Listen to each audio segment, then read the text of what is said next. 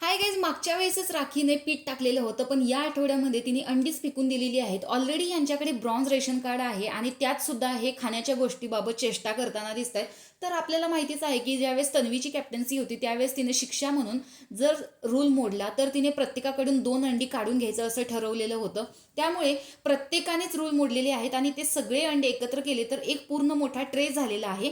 तीच अंडी आता इथे राखी सावंत जी आहे ती माघारी मागते की ते अंडी मी लोकांना करून घालणार, मला आत्ता अंडी दे.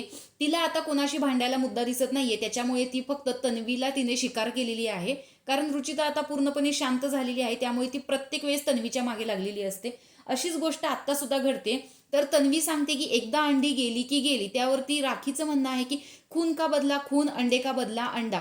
त्यामुळे वैतागून शेवटी तन्वीने जी जमा केलेली अंडी आहेत ती अनुश्रीच्या स्वाधीन केलेली आहेत, कारण आत्ता सध्या अनुश्री घरामध्ये कॅप्टन बनलेली आहे.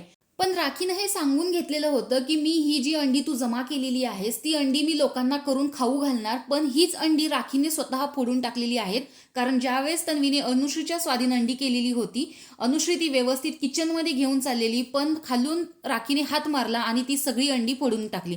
त्यामुळे तिने सगळ्यांना खाऊही घातलं नाही. आणि इथे तुम्ही बघू शकता की पाठीमागे विशाल, रुचिता, दीपाली हे किती खुश आहेत की राखीने बरोबर स्वतःचा डाव साधला आणि तन्वीकडून ती अंडी काढून घेतलेली आहेत नाश्त्यासाठी, कारण दीपालीची आत्ता नाश्त्याची ड्युटी असते. तर अशा प्रकारे खाऊ घालण्यासाठी राखीने जी अंडी घेतलेली होती ती मात्री केलेली आहेत आणि सगळी अंडी फोडून टाकलेली आहेत आणि किचनचा पूर्ण एरिया घाण करून टाकलेला आहे. त्यामुळे राखीचं हे बिहेवियर अत्यंत चुकीचं आहे आणि याच्यावर सुद्धा आता भाऊच्या धक्क्यावर त्यांनी स्वतः बोललं पाहिजे की तुम्ही असं का केलं. कारण ऑलरेडी यांची खाण्यावरून मारामारी चालू असते. मारामारी म्हणजे एकमेकांना उलट बोलत असतात, तुझ्यामुळे ब्रॉन्झ झालं, तुझ्यामुळे ब्रॉन्झ झालं. हे तन्वीमुळे झालेलं होतं, पण आता राखीने इथे स्वतः उद्ध्वस्त केलं आहे. तर राखीच्या या बिहेवियरबद्दल तुम्हाला काय वाटतंय कमेंट बॉक्समध्ये नक्की सांगा. अशाच व्हिडिओसाठी आपल्या चॅनलला सबस्क्राईब करा. तोपर्यंत बाय.